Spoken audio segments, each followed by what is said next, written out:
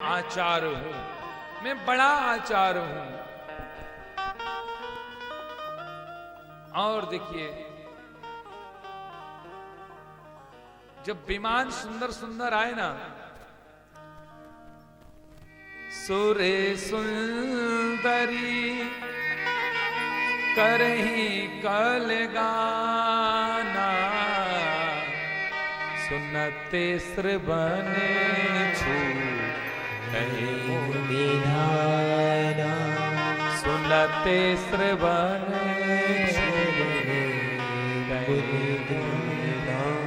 भोलेनाथ जी का ध्यान कब छूट गया? जब सती ने विमान वाले लोगों से पूछा, भाई कहां जा रहे हो? और देवता बोले मैं आपके पास ही आ रहा हूं। बोले क्यों? बोले आपके पिताजी ने बोले एक यज्ञ का आयोजन रखा है और मैं वहां जा रहा हूं, तो मैंने सोचा आप उनकी पुत्री हैं, आप मेरे साथ में जाएंगी, मेरी गाड़ी में जगह है, तो आप जाएंगी तो मेरा स्वागत अच्छा हो जाएगा, यज्ञ नारायण के दर्शन बढ़िया हो जाएंगे। पर ये जो देवता है ना, एक पता नमक लेकर के आए, घाव देख लिया ना, घाव सती को लगा हुआ है। सती ने कहा मेरे पिताजी की, मुझे नहीं पता है। बोले तुम्हें नहीं पता है? अरे तुम्हारे पिताजी ने यज्ञ का आयोजन रखा है, भागवत कथा करा रहे हैं। सती ने कहा मुझे नहीं पता। देवता चले गए। वो भोलेनाथ जी ने आज जैसे ही सुना कि दक्ष प्रजापति यज्ञ करा रहा है, और सती सीधे जाकर के भोलेनाथ जी के पास पहुंच गई। पूछहु तबे से कहूं बखान, पिता जाग सुनी कछु हरसानी। पूछे जैसे ही भोलेनाथ जी से पूछा, अरे स्वामी जी एक बात बताइए, एक आपसे प्रार्थना है। बोले कौन सी प्रार्थना है? कहिए। अब सती सोच रही कैसे बोलूं स्वामी जी से। बोली सती मनोहर वाणी, भय संकोच प्रेम रस सानी। अब भैया सती सोच रही है कैसे बोलूं, क्या बोलूं स्वामी जी के लिए, लेकिन मन को बिल्कुल एक करके कहती हैं। देखिए रामचरितमानस में अलग कहा और भागवत कथा में अलग कहा, दोनों में वर्णन अलग अलग है। रामचरितमानस में क्या कह रही है? पिता भवन उत्सव परम, जो प्रभु आयुष हो, तो मैं जाऊं कृपायतन, सादर देखने से, सादर देखने से। अब कोई भी अगर बेटी है और बेटी के मायके में अगर कोई उत्सव हो रहा है और बेटी को नहीं बुलाया ना, तो कहते बेटी जितने दिन तक वह आयोजन होगा उतने दिन तक रोती रहेगी, मुझे क्यों नहीं बुलाया है। और भोलेनाथ जी ने कहा, अब यहां सती ने क्या कहा? पिता भवन उत्सव परम। यहां तो सती ने थोड़ा गलत कह दिया, पिता भवन उत्सव परम। मेरे पिताजी के यहाँ पर यज्ञ हो रहा है, आपकी आज्ञा हो तो क्या मैं जा सकती हूँ? लेकिन भागवत में कहा पिता ससुरस यज्ञ महोत्सवम किलम।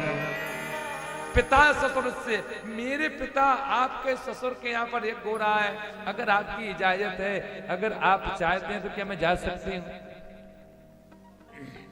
पर सती ने कहा मुझे बुलाया क्यों नहीं है स्वामी जी? यहां पर जब कहते हैं भोलेनाथ जी इसलिए नहीं बुलाया, दक्ष सकल निज सुता बुलाए,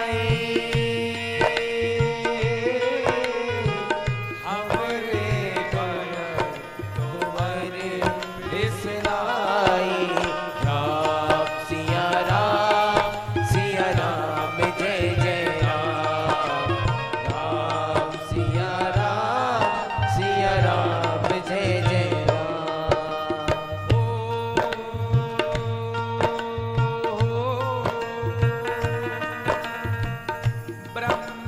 सभा में सने तुझ माना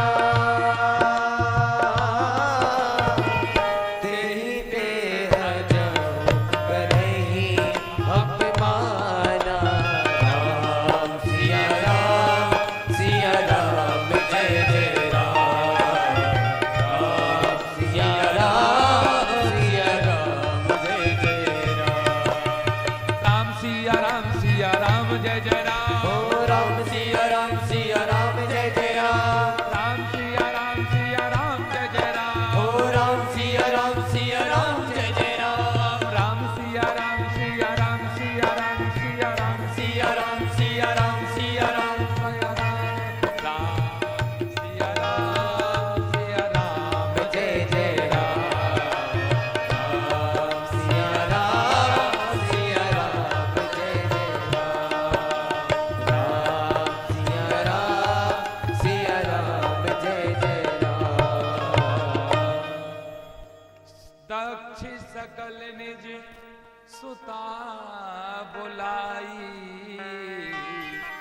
हमरे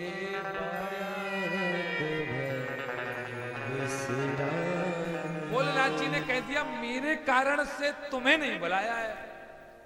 अरे ऐसी क्या कारण होगा कि आपके कारण नहीं बुलाया है? कौन सी बात होगी? बोले एक बार ब्रह्मलोक में सभा लगी हुई थी, उस सभा में मैं प्रधान था, तो कहते हैं आपके पिताजी आए और दक्ष प्रजापति आए तो मैंने प्रणाम नहीं किया तो रूठ गए कि तुमने मेरा अपमान कर दिया। अच्छा, मैंने प्रणाम इसलिए नहीं किया कि मेरे उनसे बहुत ज्यादा रिश्ते थे, और जितने रिश्ते थे वह प्रणाम करने के लायक एक भी नहीं थे। पहला रिश्ता, मैं उस जगह का प्रधान था तो मैं प्रणाम नहीं करता, और दूसरा रिश्ता वो मेरे ससुर थे, मैं उसका दामाद था तो दामाद ससुर को प्रणाम नहीं करता है, और तीसरा रिश्ता यह है मैं भगवान हूं और वो दक्ष प्रजापति हैं, पर मैं प्रणाम करने की अवस्था में था ही नहीं। सभी ने प्रणाम किया और दक्ष प्रजापति कहने लगे तुमने मेरा अपमान किया है, इस अपमान का बदला लूंगा, बस यही है, यही बदला है। लेकिन सती के मन में है, बोले स्वामी जी मुझे तो जाना है अपने मायके पिताजी के यहाँ। एक दिन के लाने हम हो आवे, बाप मताई हम देख आवे, स्वामी करना नहीं बहार, स्वामी करना नहीं बहाना, मुझे मायके जाना है, स्वामी बहाना मत करना। लेकिन सती को भोलेनाथ जी समझा रहे हैं, भांति अनेक शंभु समझावा, भाव भी बसे न ज्ञान और आए, भाव भी बसे न ज्ञान। लेकिन सती की समझ में नहीं आया, जैसे जो कुत्ता रहता है, कुत्ते की पूंछ पुंगरिया में डालो लेकिन जब निकालोगे तो टेढ़ी की टेढ़ी निकलेगी। कहते हैं त्रियाहट बहुत खराब होता है, 3 हट बड़े खराब हैं। एक सबसे पहले बाल हट, बालक की हट है ना बहुत खराब है। बालक को मार्केट ले जाओ, उसको जो खिलौना दिख गया तो वही चाहिए, और अगर आपने नहीं दिया खिलौने तो फिर सोच लेना वो कैसा रोता है। एक बाल हट, एक पशु हट, जैसे आप एक गाय को जिस खेत से निकालेंगे ना वो एक गाय उसी खेत में जाएगी। और एक त्रियाहट, एक स्त्री अगर सोच लेना तो वह जो ठान लेती है वो करके रखती है। तो इतनी सभी महिलाएं जिसके पति बिगड़ गए हों तो क्या आप सुधार नहीं सकते हैं? सुधार सकते हैं, स्त्री क्या नहीं कर सकती है। अरे स्त्री चाहे तो कहते स्वर्ग को नरक बना देगी, नरक को स्वर्ग बना देगी। स्त्री घर की मालकिन होती है।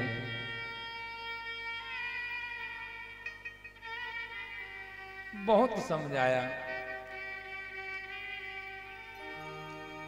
और देखिए, कहे प्रभु जाहु जो बिना बुलाए,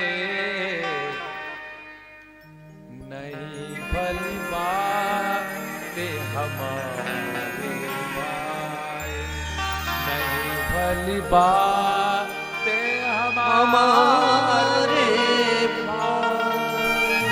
भोलेनाथ जी ने कहा, देखो अर्धांगिनी, ये बात मुझे अच्छी नहीं लग रही है, बिन बुलाए कहीं नहीं जाना चाहिए, कि तुलसी वहां न जाए, जहाँ कंचन बरी से में, जहाँ कंचन बरी से बिन बुलाए स्त्री को कहीं नहीं जाना चाहिए, चाहे कंचन बरस रहा हो, चाहे हीरे जवाहरात मिल रहे हो। लेकिन सती नहीं मानी। भोलेनाथ जी जाने दो। भोलेनाथ जी ने कहा चलो ठीक है, जाओ तो सही। और जब सती जाने लगी तो भगवान ने नंदी से कहा, जाइए मां की रक्षा करना, मां की सेवा करना, साथ में जाइए। और जब सती अपने घर पहुंची, क्या देखने के लिए मिला? यह तो किसी भी पुत्री को देखने के लिए नहीं मिले तो अच्छा है। और सती जैसे ही सती वहां गई और सती ने क्या देखा? पिता भवन जब गई भवानी, तब चित्रा से काहू ना सन्मानी, दक्षित्रा से काहू सन्मान। जब सती जी पिता भवन उद सब परम जो प्रभु, पिताजी के जैसे घर पर गई तो सभी लोग कहने लगे ये कैसी बहन है। अब बहन तो ऐसी ही होती है, 4 बहन है, एक बहन को नहीं बुलाया है, 3 बहनों को बुला लिया तो 3 बहन मिलकर के कहेंगी देखो तो इसको तो शर्म ही नहीं आती है, बिन बुलाए चली आई। और कैसी आई है, कपड़े वगैरह भी नहीं है, कोई हीरा जवाहरात सोना है कुछ नहीं है, कैसा भिखारी का रूप लेकर के आ गई, ये तो मेरी बहन ही नहीं है। क्यों रे तू आ गई, तुझे बुलाया है नहीं, जबरदस्ती चली आई, तू तो बहुत ढीठ है, कैसी तू है, बहुत सुना, कोई रिश्तेदार देख नहीं रहा है। सती को आज बहुत कष्ट है, अंदर से टूट गई है, रो रही है।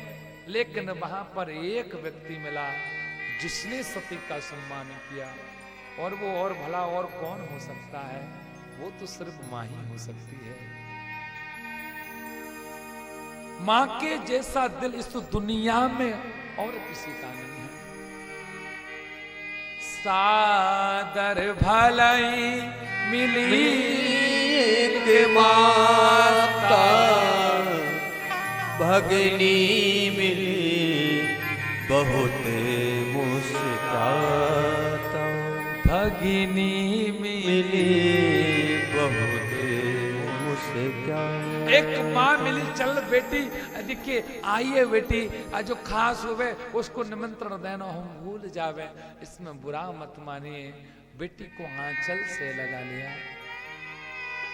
आज सती जी माँ के आंचल से लिपट करके रो रही हैं। माँ,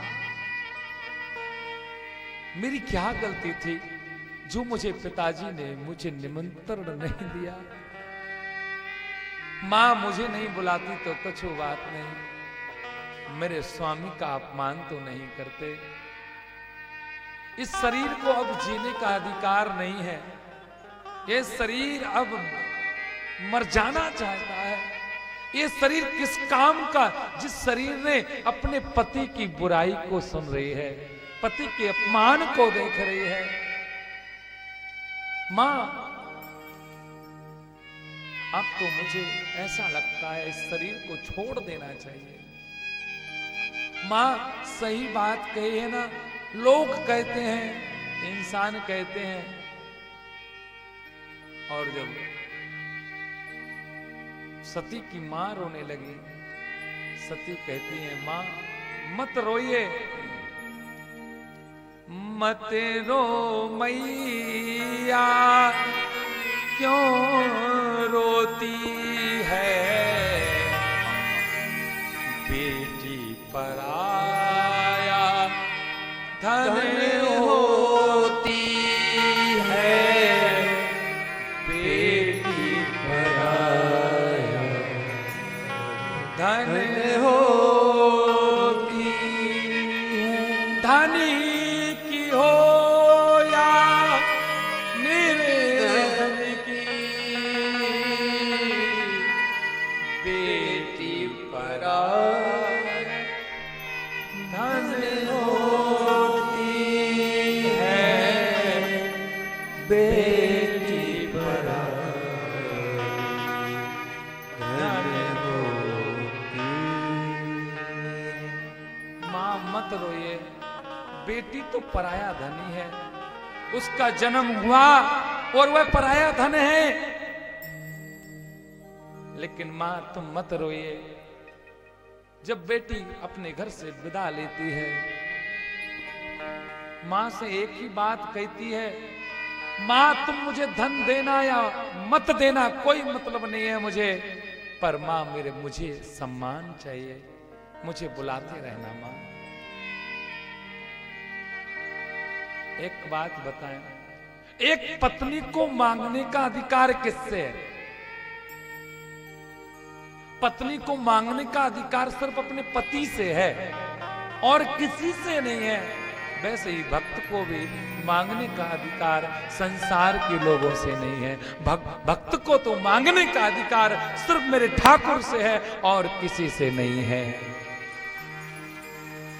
संसार से मांगोगे तो कुछ मिलेगा,